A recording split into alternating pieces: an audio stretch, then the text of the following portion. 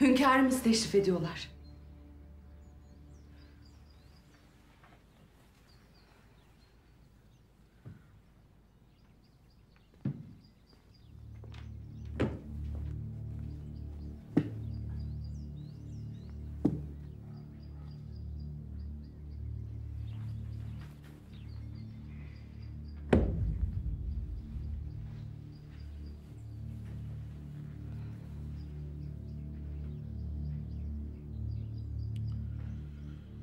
Devletimizin mevcudiyeti tehlike altındadır.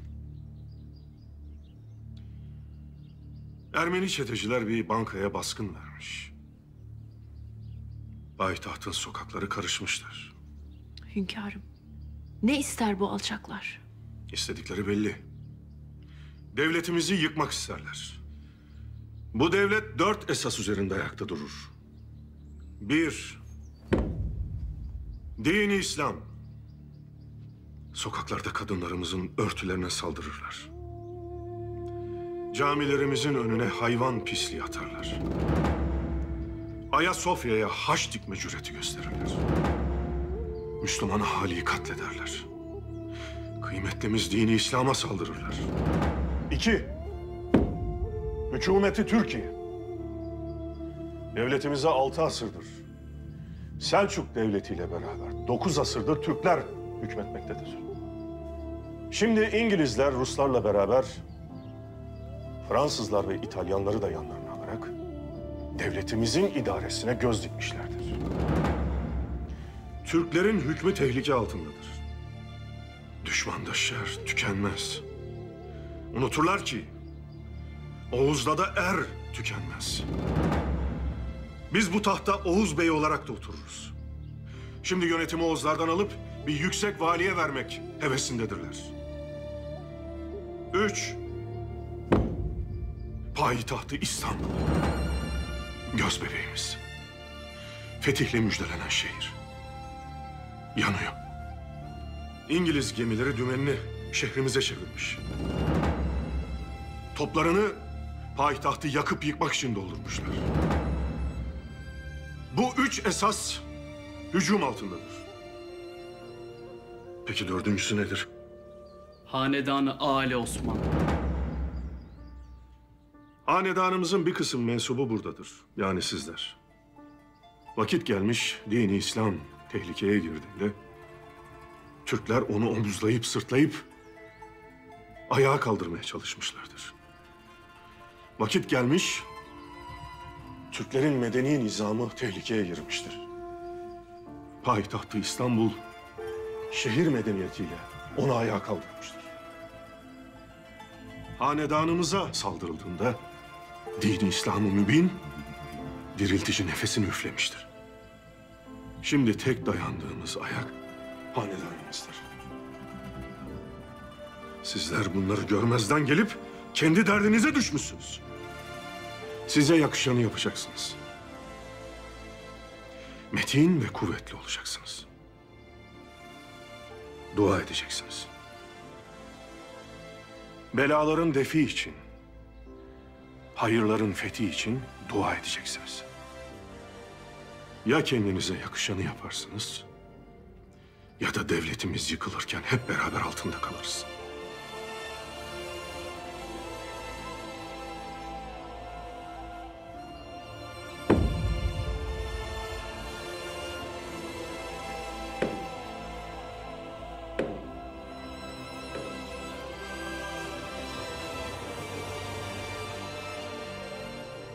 Şimdi aranızdan biri Ermenilerin hürriyeti için canını feda edecek.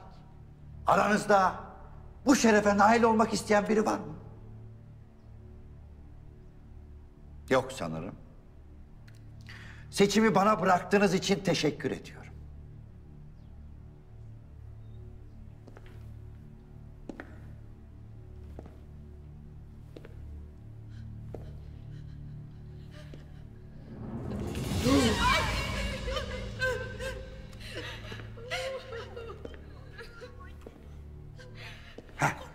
Sen gel.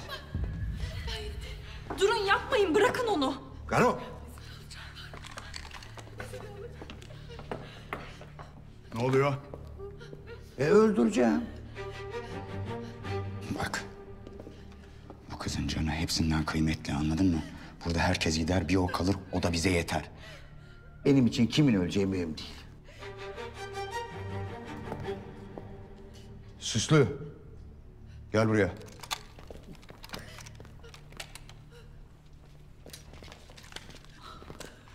Bu nasıl? Yapmayın. Lütfen yapmayın. Ne yapalım, seni mi öldürelim? Bakın kimseyi öldürmenize gerek yok. Ben dışarı çıkarım. Bu meselede ne kadar ciddi olduğunuzu herkese anlatırım. Tamam, kabul. Beceremezsen biz kendi bildiğimiz yoldan hallederiz, ona göre. Bitti mi? Gazete kraliçenin eline geçmiştir bile. Güzel.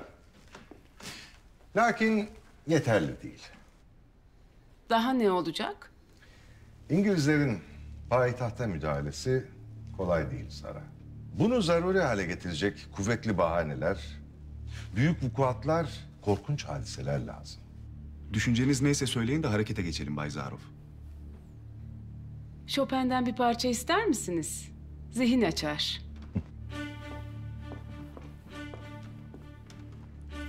Piyano çalmaktan çok daha önemli bir işin var Sara.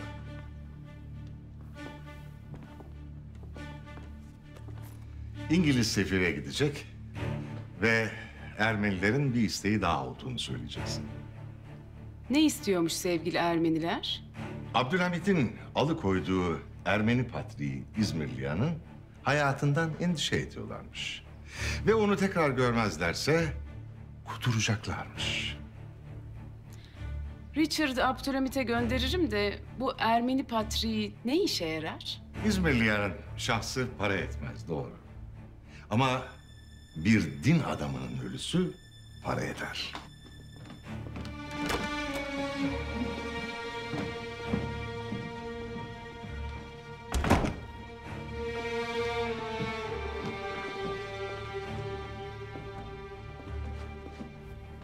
Ne düşünüyorsun? Chopin'in Cenaze Marşı.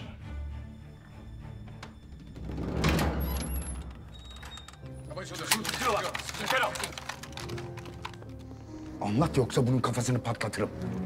Çocuklarımızı bırakın ne olur. Çocuklarımızı bırakın. Çocuklarımız nasıl lütfen söyleyin. Merak etmeyin, hepsi iyiler. Konuş, anlat. Ermenilerin bazı talepleri var. Banka müdürünü bu talepleri hünkâra iletmek üzere azat edecekler. İçeride çokça çocuk ve masum insan rehinedir. Eğer bu talepler karşılık bulmazsa hepimizin canı tehlikededir. Benim oğlum içeride, benim evladım içeride. Hasta benim oğlum, Arif'im hasta. İlaç içmezse ölür o. Ne olur kurtarın onu. Banka müdürü önce sefarete gidecektir. Ardından talepler Yıldız Sarayı'na iletilecektir.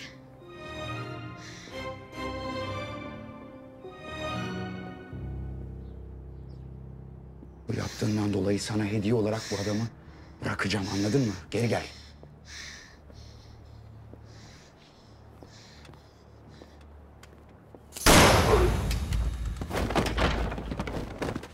Sırrı!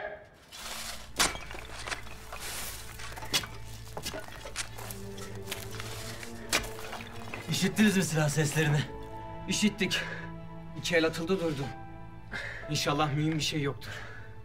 Bizim vazifemiz bu tünelin ucunu görmektir. Aklımızı dışarıda olanlarla meşgul etmeyelim şimdi. Ha gayret.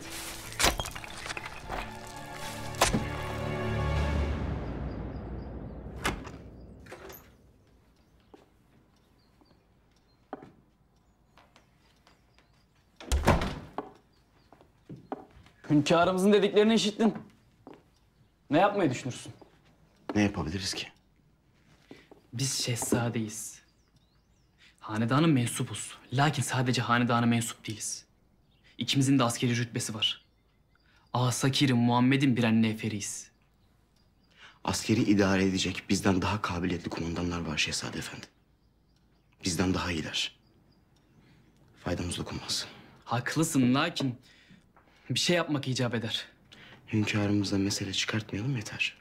Benim umudum yoktur. Defalarca hünkârımızla hürriyetle ilgili fikirlerimi paylaştım. Lakin beni dinlemedi. Bu bela onun neticesidir. Sen öyle san. Balkanları da hürriyet endişesiyle mi koparmak isterler bizden?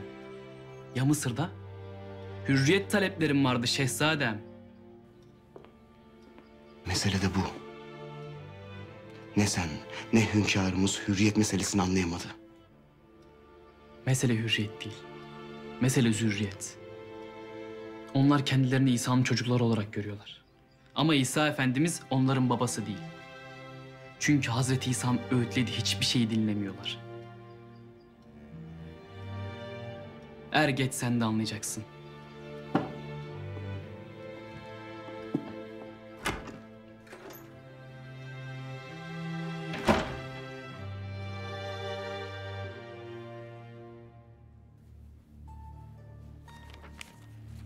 Talepleri bunlar. Beni de bu talepleri iletmek üzere serbest bıraktılar. Bu talepler kabul edilirse sadece banka baskını biter. Ama sokaktaki Ermeniler Patrik Efendi'nin hayatından endişe ediyorlar. Sara Hanım haklı. Sultan Abdülhamit Patrik'in canının kendi teminatı altında olduğunu kabul ediyorsa Ermeni halkının da endişelerini gidermek zorunda. Aksi olursa kan durmaz. Kanın durmasına hevesli gibisiniz. Yoksa çarınızdan farklı bir emir mi geldi? Ermenilerin biricik korucuları Ruslardır.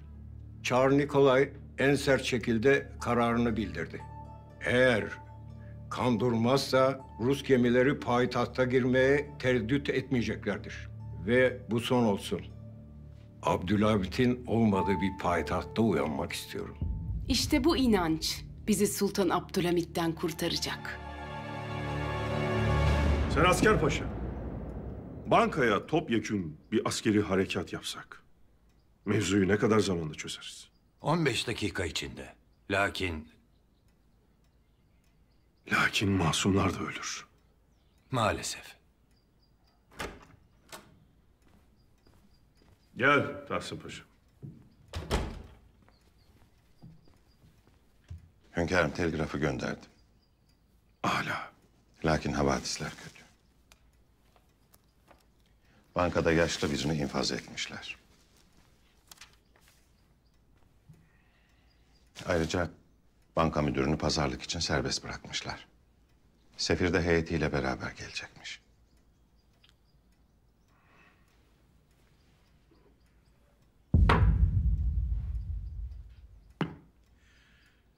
Demek itler sürüyle geziyor paşa.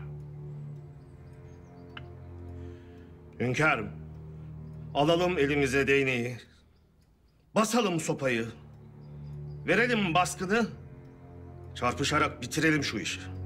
Düşmanına dövüşmeden boyun eğdirmek daha büyük maharettir paşa. Biz sadece bankadaki hainleri değil, onların arkasındakileri de teslim almak isteriz. Lakin siz yine de hazırlıklı olun. Emri ferman efendimizdir.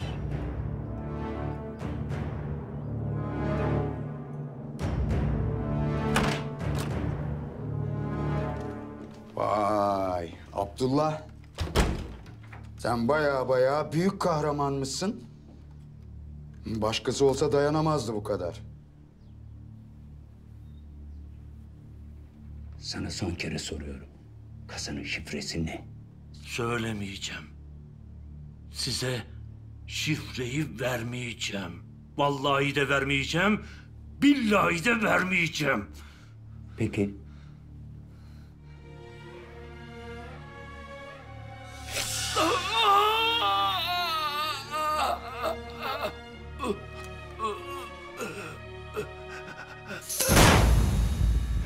Sen ne yapıyorsun? Nasıl açacağız kasayı? Bu adam konuşmayacaktı. Boşa vakit kaybı. O kasanın başına gidin. Vurun, kırın, dökün. Ne kadar sürerse sürsün o kasa açılacak. Anladınız mı? Hadi! O adamın konuşmayacağı gözlerinden belliydi.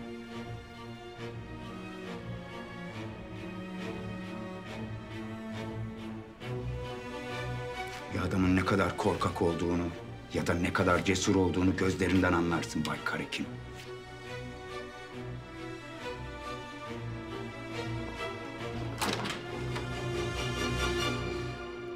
Çevrilen her kum saati mühim bir vakayı işaret eder. Her kum tanesi bizim akıp giden sabrımızdır. Konuşun. Sabrımız kalmayınca konuşacak bir şey de kalmayacaktır. Hünkâr Hazretleri, İngiliz hükümeti Osmanlı'ya tavsiye edilen hukuk yenilikleri dinlenmediği için bu neticeye varıldığı fikrinde. Akdeniz'deki gemileriniz bu fikirlerin neticesi midir? Devletler arası karasularında İngiliz gemilerin olmasının sakıncası nedir? Sakıncasını payitahta dümen kırıp Çanakkale'ye geldiklerinde görecekler.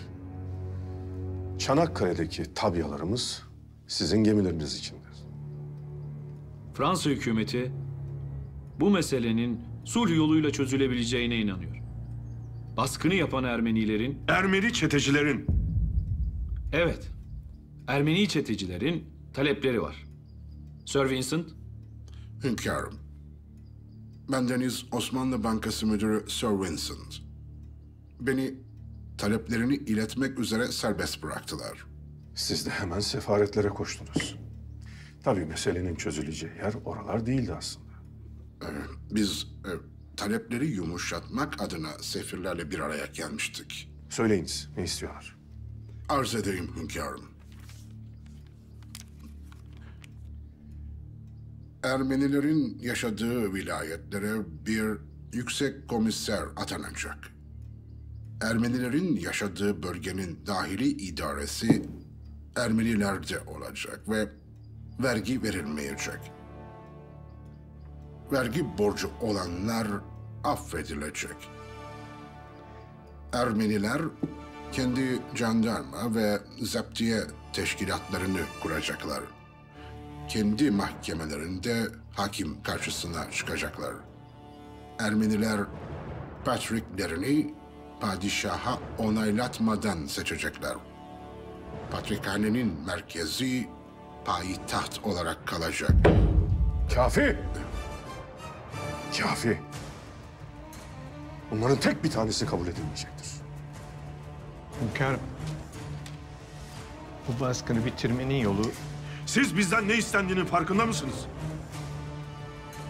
Ermenilerin yaşadığı yerde Türkler de var, Kürtler de var. Ya onların hakkı, hukuku? Bizim tek şartımız var. Ermeni çeteciler derhal teslim olacak. Hünkâr Hazretleri, bu mesele artık banka hudutlarını aşmıştır. Sokakta öldürülen Ermenilerden bazıları Fransız vatandaşıdır. Müslüman ahali Ermenileri katletti. Buna sessiz kalamayız. Bu emirleri sizin verdiğinizi düşünüyoruz. Benimle gelin.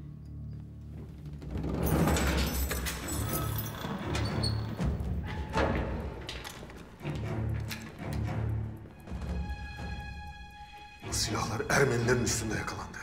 Hepsi İngiliz silahı. Ermenileri katlettiğini söylediğiniz Müslüman Teban bu silahlardan çıkan kurşunlarla öldürüldü.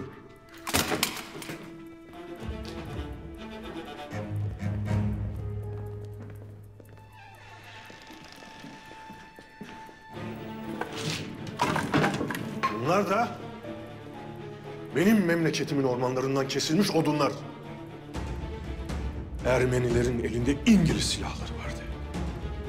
Müslümanların elinde ise bu odunlar. Şimdi siz söylersiniz ya, Ermenilerin katledilişinde sizin emriniz vardı diye. Ben emretsem Müslümanlar bu odunlarla gitmezdi. Ben emretsem size şikayete gelecek Ermeni kalmazdı. Lakin ben böyle bir şey yapmaktan Allah'a sığınırım. Ermeni milleti Osmanlı'ya sadıktır. Ama şimdi vaziyet farklı. Niçin? Niçin? Lisanlarına mı dokunulmuştur? Kendi okulları var. Sizler işgal ettiğiniz topraklarda yerlilerin lisanını yasaklarsınız. Bunu biliyoruz. Afrika'da İngilizce konuşulur. Cezayir'de Fransızcayı yayarsınız. İşgal ettiğiniz topraklarda insanların ibadethanelerini yıkar, onun yerine kilise yaparsınız. Lakin dedem Fatih İstanbul'u fethettiğinde sadece bir tek kiliseyi camiye çevirdi. Onun dışındakilere yaşama hakkı verdi. Ermenilerin hangi kilisesine dokundu? Patriklik müessesesini Osmanlı inşa etmedi mi? Samimi Ermeniler huzur içinde yaşarken siz benden ne istersiniz? Osmanlı'nın huzurundan başka bir şey istemeyiz. O zaman elinizi çekeceksiniz. Devletimden, milletimden, Ermeni ve Rum tebaasından elinizi çekeceksiniz. Osmanlı yıkılırsa dünya cehenneme döner. Birbirinizi yersiniz. Birlik olduk, huzur bulduk derken sarsılırsınız. Yıkılırsınız. Sir Vincent, taleplerinin hiçbirisinin kabul edilmediğini bankadaki eşkıyalara iletin. Derhal teslim olsunlar. Nasıl emir buyurursanız. En azından huzursuz olan Ermeni halkını yatıştırmak için Patrik Efendi askerlerinizle birlikte Ermeni halkına gönderin hünkârım. Birazcık sükunet onlara iyi gelecektir.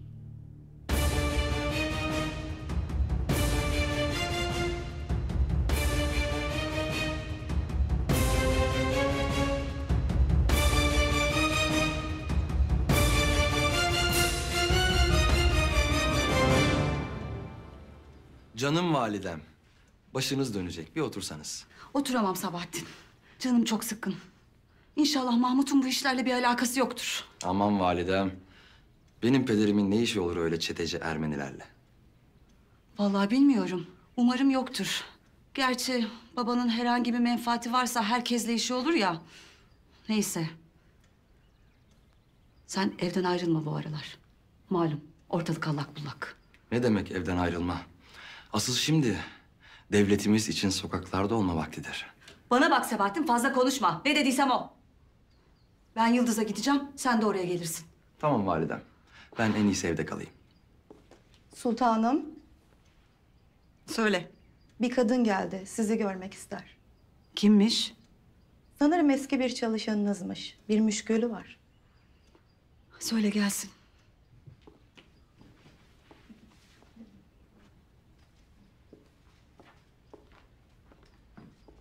Bağışlayın sultanım.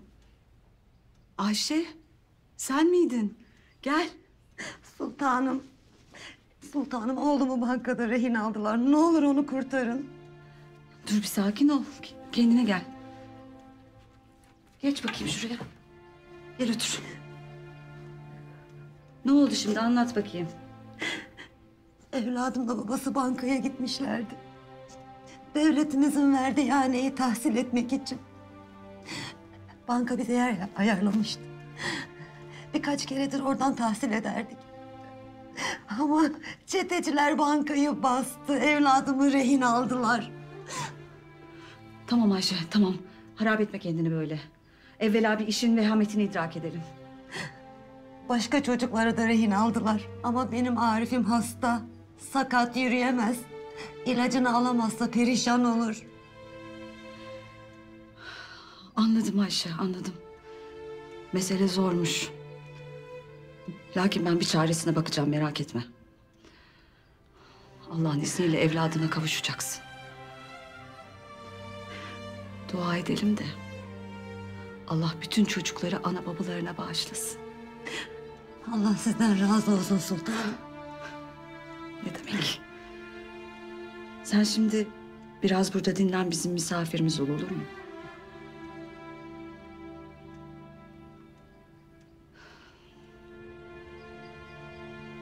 Banka abluk altında.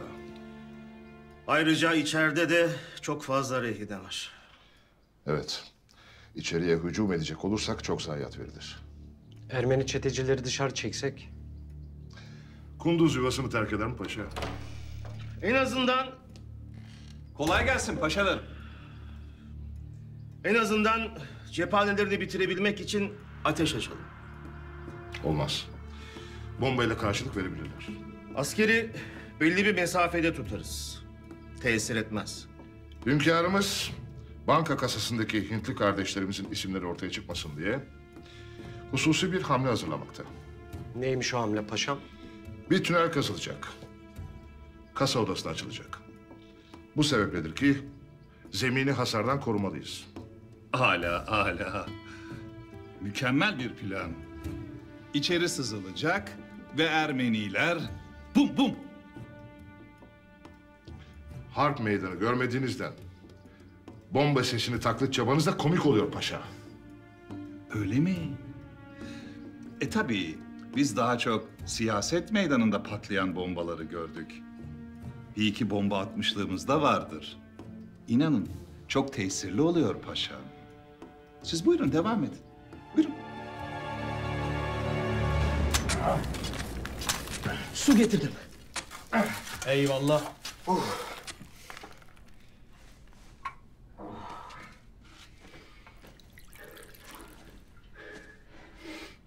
Eyvallah. Eyvallah kardeş. Bu isimler neden kasanın içinde? Hicaz Demiryolu için oradaki Hintli kardeşlerimizin büyük yardımları oldu. Yardımları da devam ediyor. Allah razı olsun. İngilizler bu yardımlara mani olmak için mücadele ediyorlar. Eğer o isimler İngilizlerin eline geçerse Hintli kardeşlerimiz büyük zulüm görürler. Söyle. Hepsi canlarından olur. Hadi o zaman. Biraz daha gayret ha? Doğru dersin. Acele etmek icap eder. Yarıladık sayılır. Kardeş, biz böyle kazıyoruz ama muvaffak olabilecek miyiz inşallah? Rahmetli dedem anlatmıştı. Vakti zamanında bu bizim yaptığımız iş için Yeniçerilerin içinde müstakil bir ocak varmış. Lağımcılar Ocağı. Onlar da böyle tünel mi kazarlar? Evet. Fatih Sultan Mehmet Han Hazretleri İstanbul'u kuşattığı vakit lağımcılara emir vermiş. Kazmışlar. Surların dibine kadar gelmişler. Derler ki İstanbul'un fethinde bu lağımcıların gayreti çok büyüktür. Başka bir ihtiyacınız var mıdır? Eyvallah kardeşim. Hatta o lağımcıların en mahirleri de Ermenilermiş. Dedeleri bu devlete sadakat göstermişler. Şimdi de çocukları bu devlete ihanet ederler.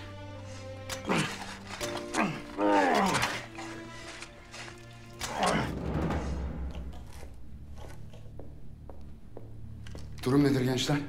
Şifre olmadan kasayı açmak imkansız. Böyle vurarak, keserek açılmaz. Tamam. Madem bu kasa açılmayacak, o zaman size de ihtiyaç yok. Bırakalım gitsin. Bu kasa açılacak beyler! Biz yine de bir deneyelim. Çabuk çabuk del. Bismillahirrahmanirrahim.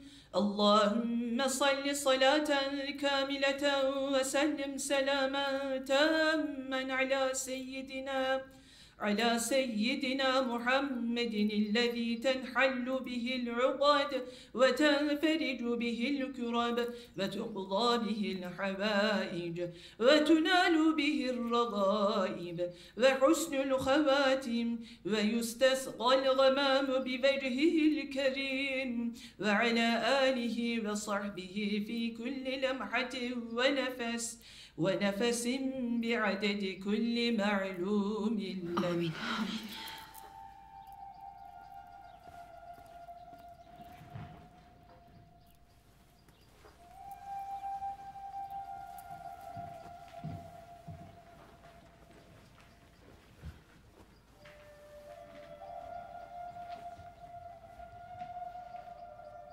Allah dualarımızı kabul etsin Bidar Kadın. Amin.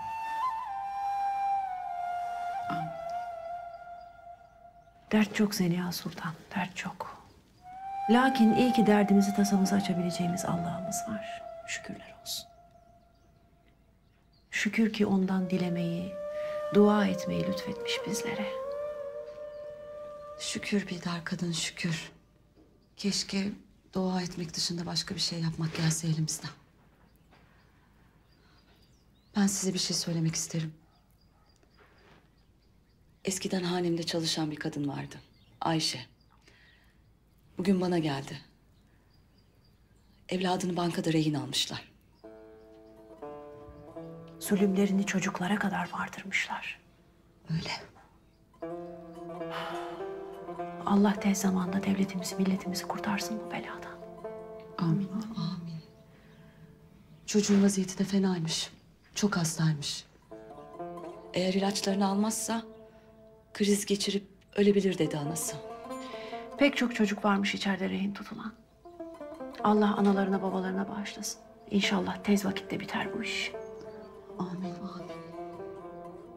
Kolay biteceğini zannetmem. Niye öyle dersin kızım? Sefirler gelmiş. Çetecilerin taleplerini söylemişler. Hünkârımız hepsini reddetmiş. Vaziyetinin daha vahim hal aldığını söylerler. Öyleyse bir davet vereceğiz. Allah'ını seversen ne daveti Bidar Kadın? Vaziyet bu haldeyken kime davet vereceksin? Derhal hazırlıklar yapılsın ve sefir hanımları buraya davet edilsin. Hünkârım söylediğiniz gibi telgraf hattına bir sabotaj olmuş. Kimin yaptığına dair bir iz, bir işaret? Maalesef hünkârım. Lakin yeni bir telgraf hattı çektik. Belli aralıklarla da nöbetçileri koyduk.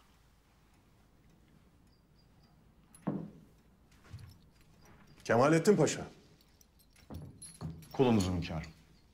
Babanız Osman Paşa'nın sadakatinden şüphe etmezdim. Artık sizin de sadakatinizden şüphe etmiyorum. İnsanın en zor sınavı ailesiyle devleti arasında olanıdır. Siz devletinizi seçtiniz. İtimadımızı haksız çıkarmadın. Var ol evladım, var ol. Mahcubiyet güzel bir süstür. Yüzünden eksik olmasın. Amin. Gel benimle paşa.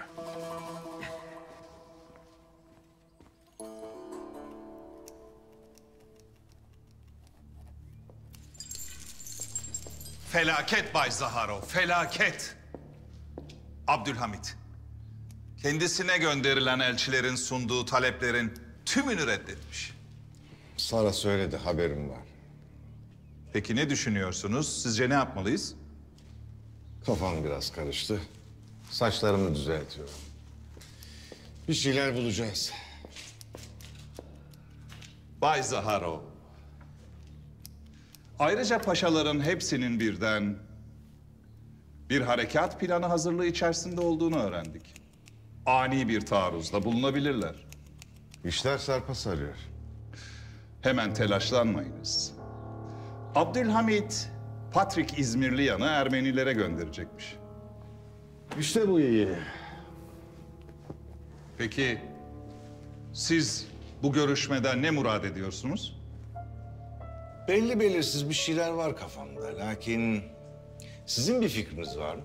Bay Zaharov, benim elbette ki iyi bir fikrim var. Lakin önce ivedilikle ele almamız gereken başka hususlar da var. Misal, Abdülhamit bir tünel kazdırıyormuş. Bankanın hemen arkasındaki evlerin birinden. Bu tünel sayesinde bankanın kasa odasına erişeceklermiş. Ve belgeleri alacaklarmış. Güzergahı tespit edip o tüneli kazanların tepesine yıkmalıyız. Duydun değil mi Zorba? Bankanın arka tarafında iş çeviren askerlerin güzergahını tespit et, çizip bana getir. Yanlış bir şey yaparsan kulağını keserim. Başka bir nasihat bilmiyorum. Bay Zaharov, gerçekten çok ilkelisiniz. Senin fikrin neydi paşam? Benim fikrim... Patrik İzmirliyan öldürülürse sizce ne olur? Ermeni cemaati karışır. Yer yerinden oynar. Payitahttaki bütün Ermeniler isyan eder. Kargaşa büyük olur. Ve bu büyük kargaşayı bastırması için İngilizleri bizzat Osmanlı Devleti davet eder. İngilizler payitahta girdi mi de Abdülhamit'e burada hayat hakkı kalmaz. Ailesiyle birlikte kaçacak yer arar. Güle güle sultan. Bay Herzl, size muhteşem havadislerimiz var. Sizin gibi bir gazeteci, ünlü bir muharrir böyle bir havadisi ıskalamak istemez. Neymiş bu havadis Mahmut Paşa? Abdülhamit ailesiyle birlikte Mısır'a kaçacak. Bu öyle bir dedikodu ki sultana itaat edenler bile Osmanlı'dan soğur.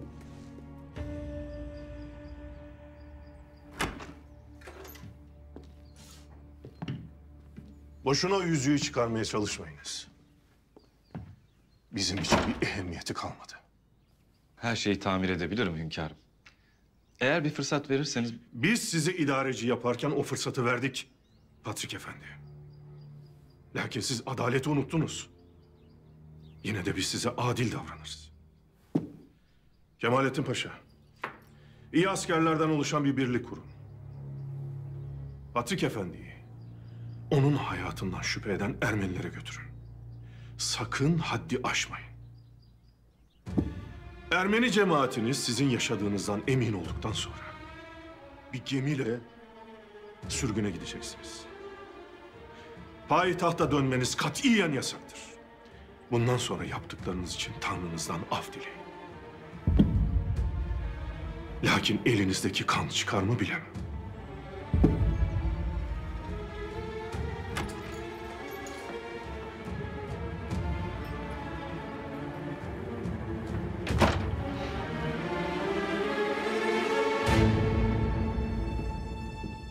Sultanım, misafirleriniz geldi. Gelsinler kızım. Buyurun.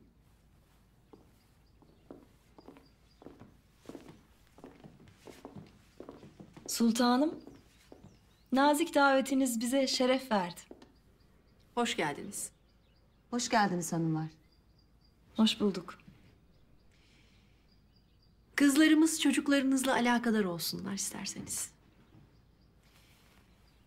Memnuniyetle. Hem biz de rahat konuşuruz. Elbette. Çocuklar gezsinler, güzel vakit geçirsinler. Onlar bu dünyanın günahsız melekleri, öyle değil mi? Onların gönülleri hoş olsun ki huzur tüm cihanda galip gelsin. Dışarıda çok güzel bir bahçe var. Görmek ister misiniz? Kuşlar, çiçekler, böcekler. Kayıkla boğazı gezelim. Balıklara bakarsınız. Hatice. Hoş geldiniz tekrar hanımlar. Buyurun. Buyurun lütfen. Buyurun.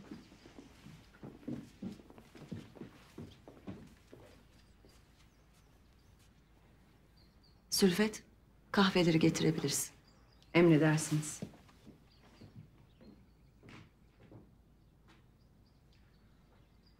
Bugün kötü havadisler aldık. Ermeni çeteciler Osmanlı Bankası'na baskın yapmışlar. Çok müteessir olduk. Mühim bir mesele değil bu. Birkaç hainin işgüzarlığı diyelim. Neyse siyaseti bırakalım. Sizin daha yeni Paris'ten geldiğinizi işittim. Özlemişsinizdir. Siz şimdi benden o gürültülü ve havası kirli Paris'i özlememi nasıl beklersiniz? Değirmenimde o kadar mutluyum ki, der Alphonse Daudet. O ne kadar özlediyse işte sultanım. Bu şehri İstanbul ki bir müslibahadır. Bir sengine yekpare, acem mülkü fedadır. Bu da bizim şairimiz Nedimi'nin İstanbul için söyledikleridir. Ne acayip bir şehirmiş bu Paris. Yani baksanıza, kendi yazarını bile mesut edemiyor. Sizi bir gün Paris'te misafir etmek isteriz. Eğer teşrif ederseniz Paris'e şeref verirsiniz. Vallahi açıkçası ben İstanbul'un yanında Paris'miş, Londra'ymış, Moskova'ymış pek alakadar olmuyorum.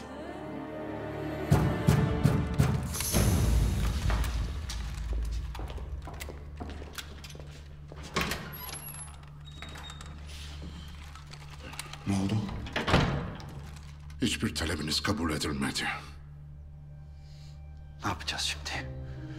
Bu vaziyeti ne olursa olsun lehimize çevirmemiz lazım. Vakit kalmadı. İnan.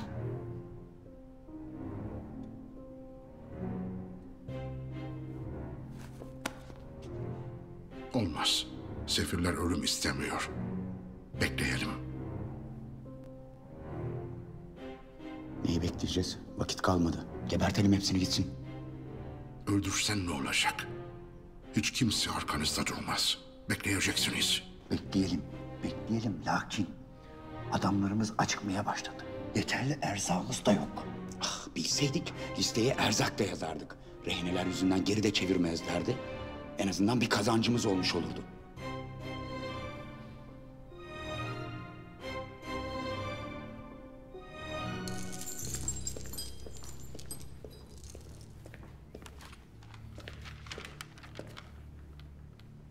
Nedir bu Bay Zaro?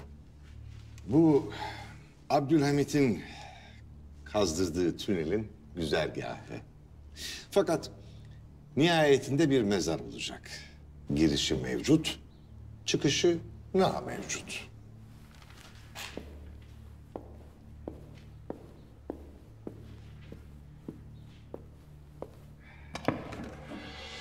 Bu bombalar elimde kalan koleksiyonun son nadide parçaları.